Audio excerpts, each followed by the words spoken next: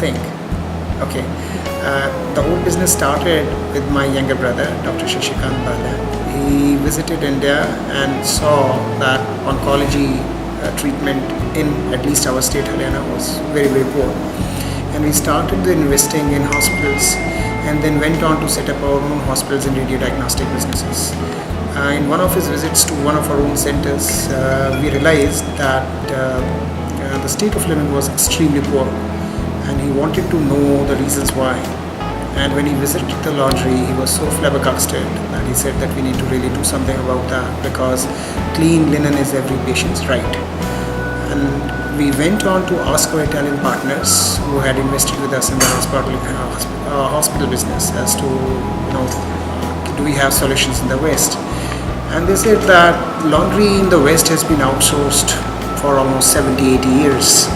And no one does laundry in-house because the protocols of risk analysis biocontamination norms, RABC norms, are so stringent that it is impossible to run a laundry in-house because of that. So they gave us a contact of another company from Italy, Servizi Italia, which was keen to invest in India anyways. So we partnered that company, had a look at their plants. I myself trained in their plant for a month to see how the whole system runs and how it was ensuring infection-free linen to the patient bedside, as well as and they really controlled for one part of the whole jigsaw of infection control within hospital, which was the linen.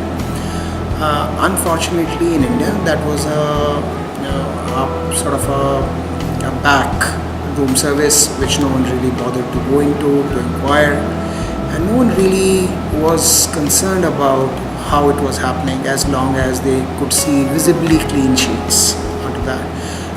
Infection is not something that you can see with the naked eye. It goes much deeper than that. Even if you are going to take swabs, you may really get your linen infection free. The whole thing starts with the process. So you have to have a process which ensures that whatsoever is going to come out from that process will be free from infection. And that's what our partner Servizi Italia had achieved. When I saw that, we agreed to invest with them a huge amount of money. So our initial investment had crossed already 100 crores. We could have really made a small hospital in that sort of investment, but we decided that it is worthwhile doing that, as many of the big hospital chains at that time in North India agreed to partner us. That included the likes of Sir Gangaram Hospital Trust, Fortis Hospital, St. Stephen's Hospital, Jamia Hamdard, which was our partner anyways because we had invested in their radiodiagnostic unit. And over and above, it was Paras Hospital, which was coming up and changing a lot of things for them. It was sort of a key decision that so even before we started, we had lots of LOIs from these hospitals, which really helped us make and take a decision on this investment. I think the whole process owes a lot to Dr. Manisha, and not to forget Dr. Seema. These were the two doctors who had worked in very big hospitals in England before we moved back to India.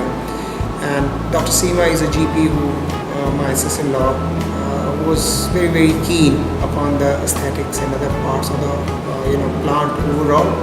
Dr. Seema also runs our unit for manufacturing of linen. In fact, Dr. Manisha was extremely worried about when she saw how our own hospital linen laundries were, when we were doing it outside from other laundries or being run.